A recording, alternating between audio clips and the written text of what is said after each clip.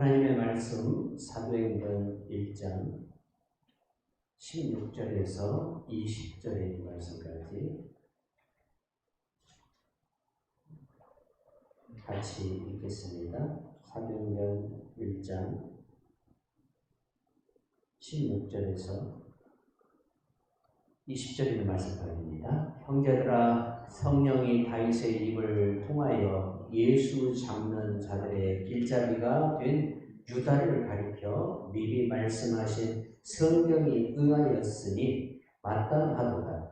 이 사람은 본래 우리 수 가운데 참여하여 이 직무의 한 부분을 맡았던 자라. 이 사람이 불의의 싹으로 밭을 사고 후에 몸이 곤두박질하여 배가 터져 창자가 다 흘러나온지라. 이 일이 예루살렘에 사는 모든 사람에게 알려져 그들의 말로는 그 밭을 악에 담아라 하니 이는 피밭이라는 뜻이라. 시편에 기록하였으되 그의 거처를 황폐하게 하시며 거기 거하는 자가 없게 하소서 하였고, 또 일렀으되 그의 직분을 타인이 취하게 하소서 하였도다. 아멘. 하나님은 우리들에게 참 많은 것을 주시는 분이십니다. 인생을 좀 살다 보면 뒤를 돌아보는 시간들이 많이 생깁니다. 나이를 먹을수록 자신의 인생의 뒤를 돌아보면서 사람들은 슬퍼하기도 하고 또 후회하는 일들이 참 많습니다. 저도 그렇습니다. 지난 살아온 시간들을 돌아보면서 후회하는 일들이 참 많습니다. 왜 내가 그때 좀 더 하나님 앞에 열심히 하고 특심으로 하나님이 주시는 인생의 그 기쁨을 더 많이 은혜 가운데 받지 못하고 살아갔을까? 또 주신 것들을 왜 그렇게 많이 상실하고 그 분깃을 빼앗겼을까? 이러한 생각을 참 많이 해봅니다. 사실 하나님이 우리에게 은혜를 안 주시는 것이 아닙니다. 가만히 돌이켜보면 너무나 많은 은혜를 주셨습니다. 그러나 그 은혜를 은혜로 생각하지 않고 그저 나의 수고와 나의 젊음과 나의 애씀이 얻어낸 결과라고 생각을 한다면 여러분, 그게 오래 남아있지 않다는 사실입니다. 오래 남아있지는 않습니다. 그래서 우리가 하나님의 은혜를 소중히 여기는 태도가 먼저 중요합니다. 솔로몬이라는 한 사람을 우리가 지난 시간에도 들었습니다. 다윗의 아들로 태어났죠. 그러나 그의 어머니는 자랑할 만한 그러한 어머니는 아니었습니다. 그의 어머니는 원래 밧세바라는 이름을 가지고 있는 여인이지만 원래 그는 우리아의 아내였어요. 다윗에 의해서 이제 그가 다윗의 아내가 되었지만 그 과정이 다윗이 하나님 보기에 악을 행하는 과정 속에서 이루어졌기 때문에 하나님께서는 항상 성경을 저자들로 하여금 기록하게 할 때에 우리아의 아내 밧세바라는 이름을 반드시 기록하게끔 만들어 놨다는 거예요.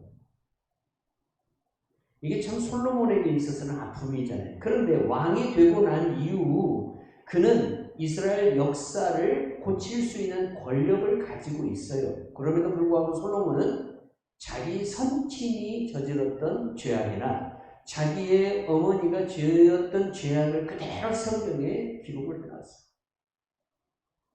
그런데 솔로몬 또한 그의 부모가 저질렀던 그 죄악의 길을 걸어갔다는 겁니다. 그가 50이 넘은 이후 그의 삶은 50 이전의 삶과는 완전히 다릅니다. 젊은 날 하나님 앞에 부족함이 있는 그 연약한 시간에는 하나님을 참 사랑하고 부족함이 있어도 하나님 앞에 열심이었습니다. 그래서 하나님께서 솔로몬에게 말로 할 수 없는 은혜를 주셨습니다. 지난 시간도 여러분 말했죠. 키르기스탄에 가면은 솔로몬산이 있습니다. 그 중앙아시아에 산을 보이는 사람들이 그 산을 가리켜서 솔로몬산이라는 명칭을 붙여서 부르고 있다는 사실이에요. 솔로몬이 과거 거기까지 왔다 갔다 하는 거예요. 솔로몬이 휴양차 그 산에 왔다 갔다 하는 거예요. 이렇게 여러분 유명한 사람이고 그의 부와 권세는 우리가 감히 측량할 수 없을 정도의 그러한 부요함과 권세를 가지고 있는 사람이었어요. 그런데 50이 넘어가면서부터 하나님의 말을 듣지를 않아요. 주님의 음성을 듣지를 않습니다. 이 슬픈 이야기가 열왕기상 11장 9절에서 13절에 기록이 되어 있어요. 솔로몬이 마음을 돌이켜 이스라엘 하나님 여호와를 떠남으로 여호와께서 저에게 진노하시니라. 여호와께서 일찍이 2번이나 저에게 나타나시고 이 일에 대하여 명령하사 다른 신을 쫓지 말라 하였으나 저가 여호와의 명령을 지키지 아니하였으므로 이걸로 끝나는 게 아니에요. 지키지 않았다는 그의 행위로 끝나는 게 아니라 그 다음에 하나님께서 솔로몬에게 뭐라고 이야기하냐면 내가 결탄코 이 나라를 내게서 빼앗아 내 신복에게 주리라. 그러나 내 아비 다윗을 위하여 내 세대에는 이를 행하지 아니하고 내 아들 손에서 빼앗으려니와 오직 내가 이 나라를 다 빼앗지 아니하고 나의 종 다윗과 나의 뺀 예루살렘을 위하여 한 지파를 내 아들에게 주리라 하셨더라. 하나님께서 솔로몬에게 주었던 모든 분깃을 빼앗겠다는 거예요. 그런데 하나님은 참 사랑의 하나님, 아버지 다윗을 기억하는 거예요. 그의 아버지 다윗이 얼마나 하나님 앞에 지극정성으로 하나님을 섬겼습니까? 다윗도 완전한 사람은 아니고 다윗도 범죄했지만 그러나 다윗이 범죄했을 때에 선지자의 책망을 받고 그대로 그 자리에서 엎드려 회개를 했다는 사실. 하나님의 음성을 들을 줄 아는 사람이에요. 다윗은. 주님의 말을 들을 줄 아는 사람이에요. 비록 그도 죄를 졌지만 그러나 하나님이 그를 책망할 때에 다윗은 들었는데 솔로몬은 안 들었다는 거예요. 이 차이점이 있습니다. 아버지와 아들의 차이점은 아버지는 범죄했을 때에 하나님이 책망하신 그 말씀을 들었어요. 그런데 아들은 하나님이 그에게 2번에 나타나서 경고를 하셨음에도 불구하고 듣지를 않았다. 듣느냐 듣지 않느냐의 차이점이 이렇게 커요. 결국 솔로몬은 10개의 지파를 빼앗깁니다. 그런데 이 10지파가 대단한 지파들입니다. 제가 여러분들에게 아셀 지파에 대해서 설교를 하면서 이스라엘이 최근에 산유국이 되었다는 사실을 말씀드렸습니다.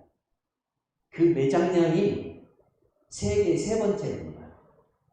이스라엘 저 북부 아셀 지파가 차지하고 있던 그 땅 바로 앞바다에 유전이 발견되어서 그 유전의 용량이 세계 3번째로 많은 그러한 산유국으로 이스라엘이 최근에 여러분 보도가 된 것을 볼 수 있습니다. 이 유전을 발견한 사람은 러시아의 과학자였습니다. 이 사람이 러시아에 살다가 호주로 갔고 호주에서 성경을 읽다가 아셀지파 여러분 모세가 12지파를 축복하고 야곱이 12아들을 축복하는 그 부분의 성경을 읽다가 아셀지파에게 기름이 넘칠 것이다라는 그 말씀이 눈에 딱 들어온 거예요. 이 기름이 단지 올리브유, 우리가 식물성 그 올리브유만을 말하는 것인가 아니면 현대사회에서 필요한 유전도 거기에 포함되어 있는가라는 것을 이 과학자가 고민을 하면서 이제 이스라엘 정부의 협조를 얻어서 시추를 하기 시작했어요. 오랜 시간 동안 시추를 했습니다. 계속 거듭 실패를 하다가 이스라엘 아셀 지파가 차지하고 있던 그 땅의 바로 앞 바다에서 유전을 발견했는데 그 매장량이 세계 3번째. 대단하지 않습니까? 하나님의 말씀은 그대로 이루어지는 겁니다. 하나님은 단지 그들에게 올리브유만 풍부하게, 이 감람유만 풍부하게 주는 것이 아니라 저 바닷속에 기름을, 우리가 흔히 말하는 석유를 매장시켜 놓고 지금 21세기를 살아가는 유대인들이 이것을 발견해서 세계의 3대 산유국으로 거듭나는 축복을 허락해 주셨다는 사실이에요. 하나님은 말씀대로 하시는 분이에요. 이렇게 하나님은 많은 것을 주셔요. 우리나라는 자원이 참 부족한 나라입니다. 우리나라는 특별하게 뭔가 세계 속에 내놓을 만한 자원이 없습니다.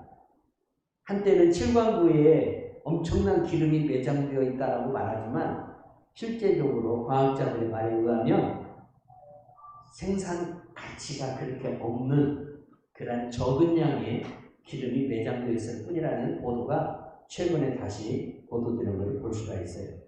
우리나라는 그래서 외국에서 자원을 가져다가 여기서 생산을 해서 수출을 해야만 되는 나라예요. 그래서 하나님은 우리나라 사람들에게 무엇을 주셨느냐? 손기술을 주셨고 지식을 주시고 지혜를 주셔서 정말 다른 나라 사람들이 보았을 때 그 창의적인 그러한 아이디어들이 이 대한민국 사람들을 통해서 무수하게 쏟아지게 하는 그러한 놀라운 발견을 하게 하는 걸 볼 수가 있어요. 하나님이 한국 사람들에게 뭘 주고 지혜를 주시다는 거예요. 이 지혜가 분깃이라는 겁니다. 이 지혜가.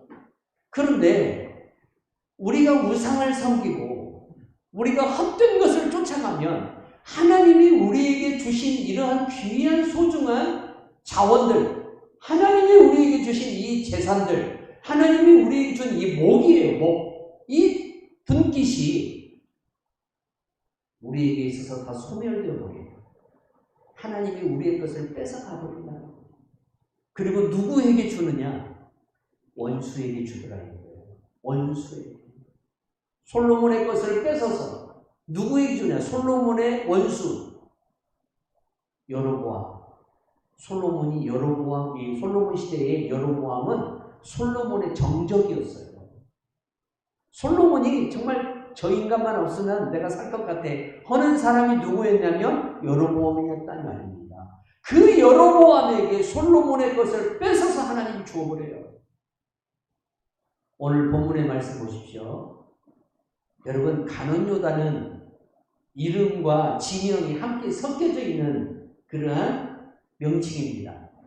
가논이라는 곳에서 태어나고 거기에서 자란 유다라는 사람이 예수의 제자가 되었습니다. 그래서 이 사람을 가리켜 가논요다라고 불렀던 겁니다. 근데 이 사람이 결국 그 몇 푼 되지 않는 돈 때문에 예수님을 팔아버립니다. 그리고 목을 매 죽죠. 스스로 자살을 합니다. 그런데 자살도 제대로 해야지 하려면 끈이 떨어져 버렸어. 그리고 땅바닥에 떨어지네. 어떻게 죽어요? 배가 터졌어. 누구처럼 죽냐면 열왕기 상에 보면 여러분 이세벨이 나오잖아요. 엘리야 시대 때 아주 악한 왕비였던 그 이세벨. 그 이세벨이 나중에 죽을 때에 에후가 2층에서 이 여자를 들어서 던져버려요. 바닥으로. 그러니까 땅에 떨어져서 배가 터져서 죽어요.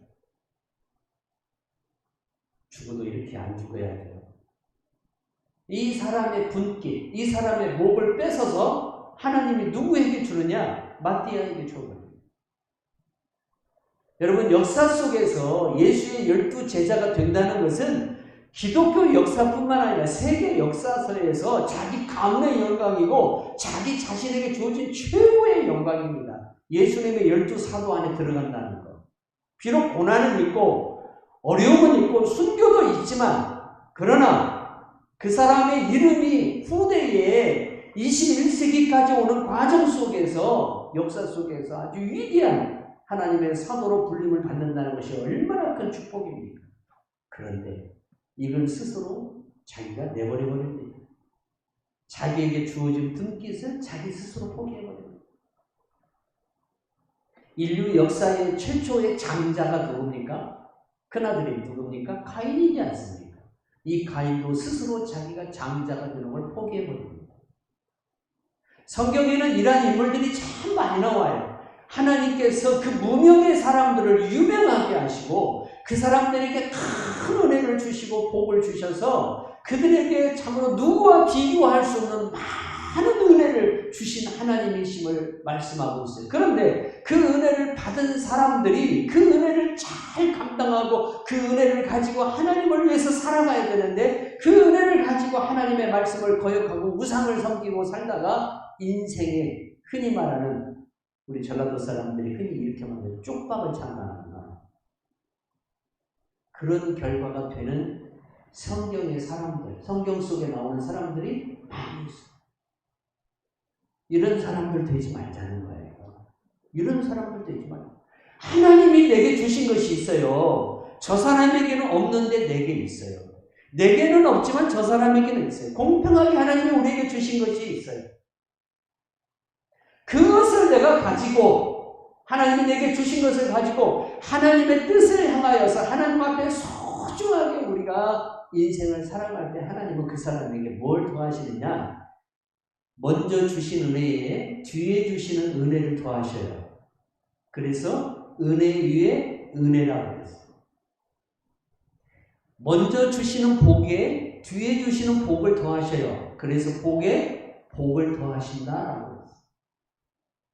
여러분, 복에 복을 더하시고 이 용어를 처음으로 하나님 앞에 고백한 사람이 누구예요? 잘하는 사람들이잖아요. 잘하는 사람들이 아니라 잘하는 사람. 야베스입니다. 야베스. 역대상에 나오는 야베스. 근데 야베스는 사실 나 복 받았어 라고 말할 수 있는 사람이 아닙니다. 야베스라는 이름 뜻이 뭐냐면 고통이라는 뜻입니다. 고통. 태어나면서부터 고통스럽게 태어나서 엄마가 자기 아들에게 뭐라고 이름을 지어줬냐면 고통이라는 야베스라는 이름을 지어줬습니다. 아니 이렇게 이름을 지어주는 어머니가 어디가 있어요? 근데 얼마나 고통스러웠으면 아들의 이름을 고통이라고 지어줬어요. 고통이. 근데 야베스가 하나님 앞에 뭐라고 기도를 하느냐? 복에 복을 더해달라고. 내가 고통스럽게 태어났지만 그것이 나에게 복이라는 거예요. 놀라운 신앙 고백 아니에요?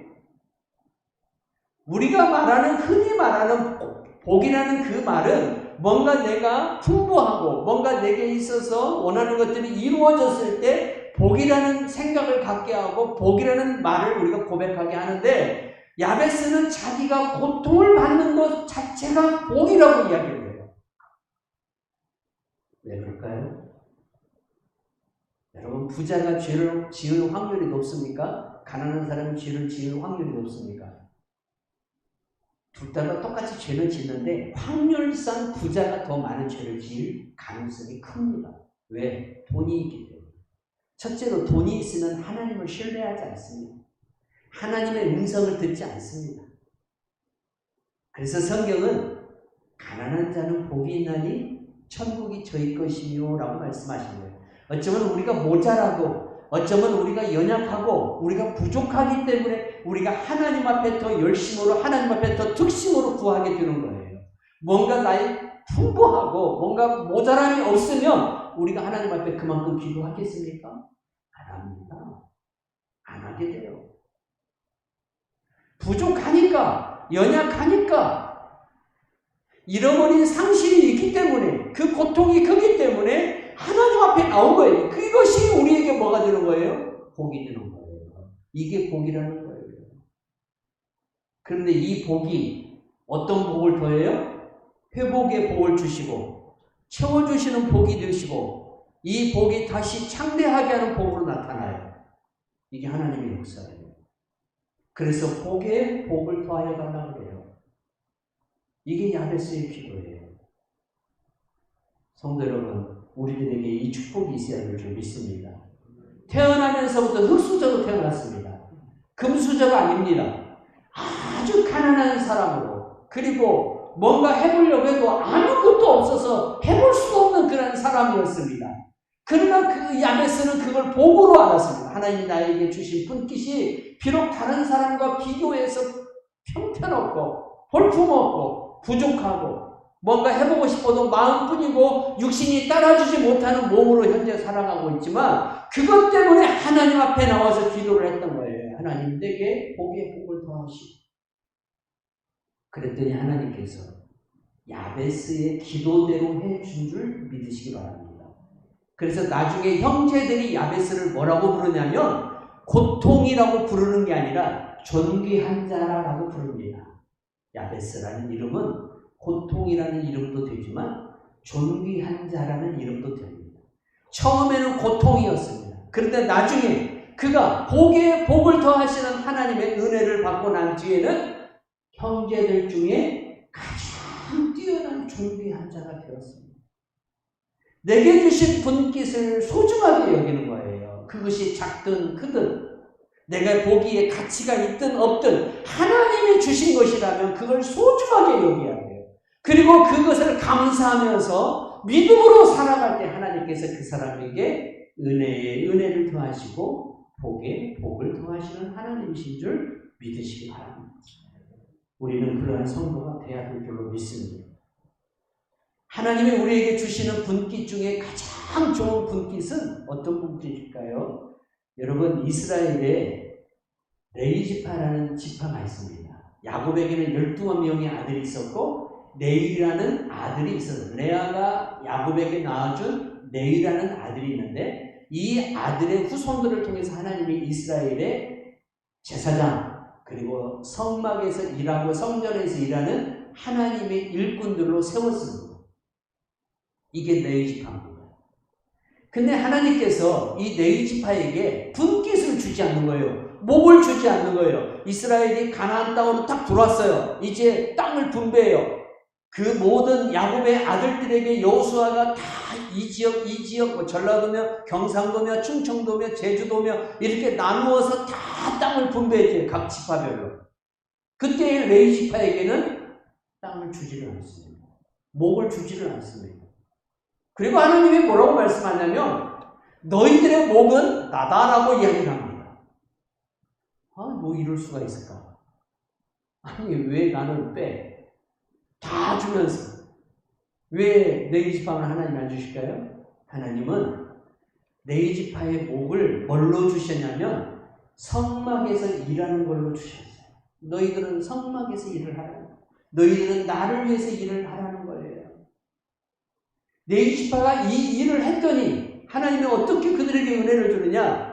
이스라엘의 나머지 11지파인데 실상은 12지파입니다. 왜 그럴까요?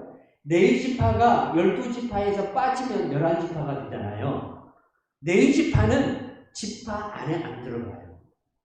그래서 하나님은 요셉 지파를 2개의 지파로 나눠요. 에브라임 지파와 므낫세 지파로 나누어서 12개의 지파를 채웁니다.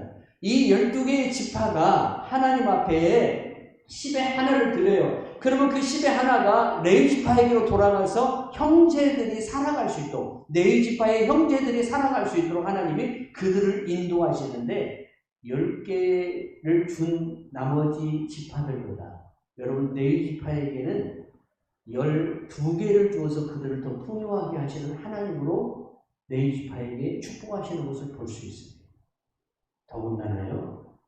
하나님 레위 지파에게 어떤 은혜를 주시냐면 레위 지파를 소홀히 대하거나 레위 지파에게 함부로 하면 하나님이 이스라엘 에브라임과 므낫세 지파를 합친 12지파에게 은혜를 안 줘요.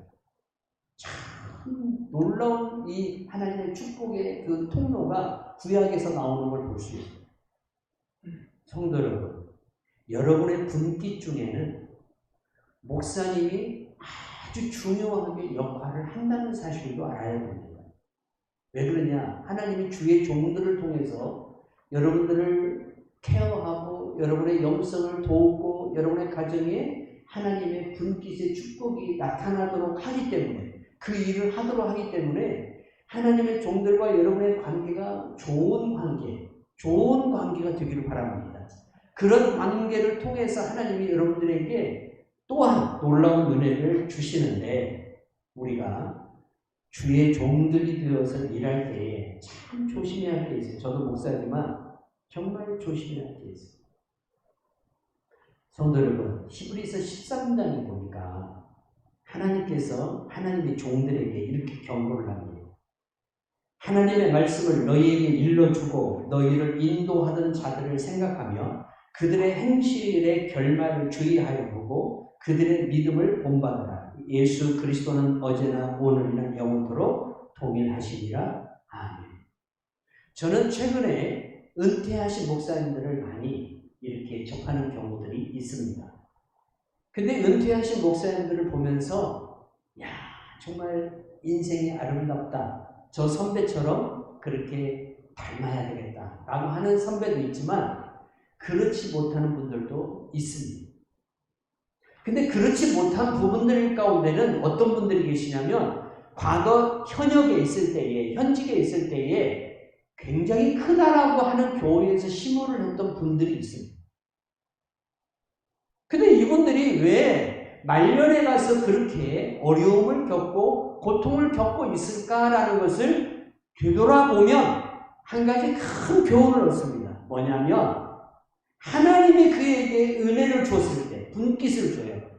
참 큰 교회를 지도하는 은혜를 주시고 또한 많은 양들을 이끌어가는 그런 분깃을 줘요. 아주 큰 분깃을 줘요. 그런데 이 분깃을 소중하게 여기지 않고 그리스도의 터에 자기 이름을 내세우고 예수님이 영광을 받아야 할 자리에서 자기가 영광을 다 받는 그러한 행위들을 할 때에 하나님께서 그들의 노년을 부끄럽게 만들어 놔버리더라고요. 그걸 많이 봤어요. 그런데 또 한편으로는 여러분 목사님들의 자제분들 가운데 선생님들이 많습니다. 통계적으로 보면 의사들도 많습니다. 사자 들어가는 그 직업을 갖고 있는 분들이 목사님 자제분 중에 좀 대체적으로 많은 프로테시스를 차지하고 있습니다. 그런데 그러한 직업이 다는 아니지만 그러한 직업을 갖고 있는 사람들의 그 아버지 목사님들의 그 생활을 보면 대체적으로 작은 교회의 목사님들이 많습니다. 군산에 가면 제가 아는 원로 목사님 한 분이 계시는데 멋쟁이입니다. 나이를 드셨음에도 불구하고 양복을 입고 다닐 때는 검정색이나 곤색을 입지 아니하고 마치 저 운동장에서 심판을 보는 심판들이 입는 옷이 있잖아요. 주황색 혹은 좀 컬러가 들어가는 그런 옷을 멋쟁이같이 입고 다니는 목사님 한 분이 계세요. 근데 이 목사님은 다니면서 참 이제 은퇴하시고 이렇게 좀 힘들게 사는 목사님들을 모아서 식사 대접을 참 잘해요, 이 목사님이. 그래서 어느 날 봤어요. 대체 저 양반이 뭔 돈을 가지고 저렇게 섬김을 저렇게 잘할까 했더니 아들이 군산에 유명한 의사예요. 아들에게 수입이 많죠. 그 아버지한테 아버지 같이 은퇴하신 목사님들 꼭 한 달에 한 번씩 식사를 해보시고 섬기십시오 한대요. 아버지한테 그렇게 이야기를 한대요. 그러니까 이 아버지가 어디를 가도 참 그 아들로 인해서 빛나요. 섬기니까 빛납니다. 그 모습을 보면서 오랜 시간 동안 아주 약한 교회에서 이분도 힘들게 목회를 하다가 은퇴를 하신 목사님이에요. 그런데 끝까지 하나님 앞에 자기가 달려가야 할 길을 자기에게 준 그 목 있잖아요. 그것이 작든 크든 거기에 개의치 아니하고 맡기신 양들을 최선을 다해서 섬기니까 하나님께서 그 아들을 통해서 또 다른 사람들을 섬길 수 있는 그 은혜를 주시더라. 제가 그걸 보면서 하나님은 참 크신 분이시고 놀라운 분이라는 사실입니다. 성도 여러분, 하나님의 일을 열심히 하시기 바랍니다. 하나님께서 그러면 여러분들에게 놀라운 분깃을 주신다는 사실입니다. 하늘로부터 오는 분깃이 굉장히 소중합니다. 자, 하늘로부터 오는 분깃, 우리가 땅에서 받는 분깃도 중요해요. 그런데 하늘에 가서 받을 분깃도 중요하다는 사실을 명심하십시오. 여러분, 이 세상에서 내가 받은 분깃은 내가 살아있는 동안 내게 유익합니다. 그러나 내가 죽음이라는 과정을 통해서 이제 하나님 앞으로 나아가는 그 과정 속에서 내가 땅에서 가지고 있는 소유는 내게 아무런 작용을 하지 못합니다. 다 자녀들에게 돌아갑니다. 그 목이. 내 목이 아닙니다.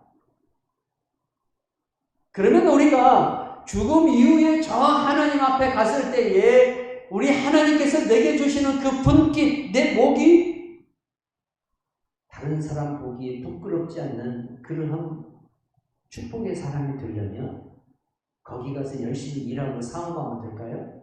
아닙니다. 거기는 사업하고 일하는 곳이 아니라 안식하는 곳입니다. 이 땅에서 현재 내게 주신 분깃이 있어요.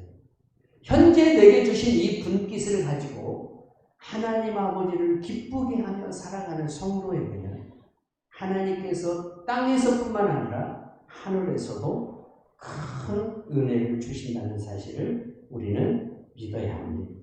그래서 디모데후서 4장 7절에서 8절 말씀 보니까 바울이 뭐라고 이렇게 고백을 해요? 뭐라고 고백하냐면 나는 훌륭하게 싸웠고 달릴 길을 다 달렸으며 믿음을 지켰습니다. 이제는 정의의 월계관이 나를 기다리고 있을 뿐입니다. 그날의 정의의 재판장이신 주님께서 그 월계관을 나에게 주실 것이며 나에게뿐만 아니라 다시 오실 주님을 사모하는 모든 사람에게도 주실 것입니다. 쉬운 말 성경으로 읽어봤어요. 월계관, 여러분 누구에게 줍니까? 올림픽에서 금메달을 딴 사람들에게 주는 특별한 상입니다. 그런데 월계관만 딱 씌워주고 끝납니까? 아닙니다. 그에게 따르는 부수적인 상금, 명예, 혜택이 여러분 말로 할 수 없습니다. 안세영 선수가 세계 배드민턴 선수권 대회 단식에서 우승했습니다. 방수현 이후 여러분 한국 배드민턴의 두 번째로 이어진 영광이죠. 이 영광이 대한민국 선수들에게만 주어지는 영광일까요? 대한민국 전체의 영광이고 또 그 선수 개인에게 돌아가는 포상은요 말로 할 수가 없습니다. 말로 할 수가 없어요. 이게 여러분 우리들에게도 온다는 겁니다. 우리가 하나님을 위해서 열심히 땅에서 우리가 받은 바 분깃을 가지고 주님을 위해서 섬기고 주님을 위해서 일하면 하나님께서 저 하늘에서 땅에서뿐만 아니라 하늘에서도 하나님께서 우리들에게 뭐라 포상하신다는 겁니다. 월계관을 씌워주신다는 것입니다. 그래서 다 바울은 자기의 생명을 아끼지 않고 자기의 달려갈 길을 달려갔다라고 그렇게 고백하고 있는 것을 볼 수 있습니다. 에레미야서 13장 20절에서 26절 보면 슬픈 기록이 나옵니다. 자, 여러분 복이 여러분들에게 분깃이 되어야 합니까? 화가 여러분들에게 분깃이 되어야 됩니까?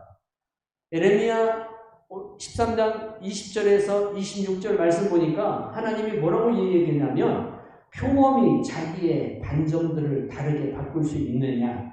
만약 그렇게 할 수만 있다면 죄악이 익숙해진 너희도 선을 행할 수 있을 것이다. 그러므로 내가 너희를 사막의 바람에 나부끼는 건물처럼 산산이 흩어놓겠다. 이것은 너희의 목 분깃이며 내가 너희에게 정해준 배당 목이다. 나 주의 말이다. 너는 나를 잊어버리고 헛된 것을 믿었으니 그래서 내가 너희의 치마를 얼굴까지 들어 올려서 너희의 수치가 드러나도록 하겠다. 세번역 성경에 보면 이렇게 나옵니다.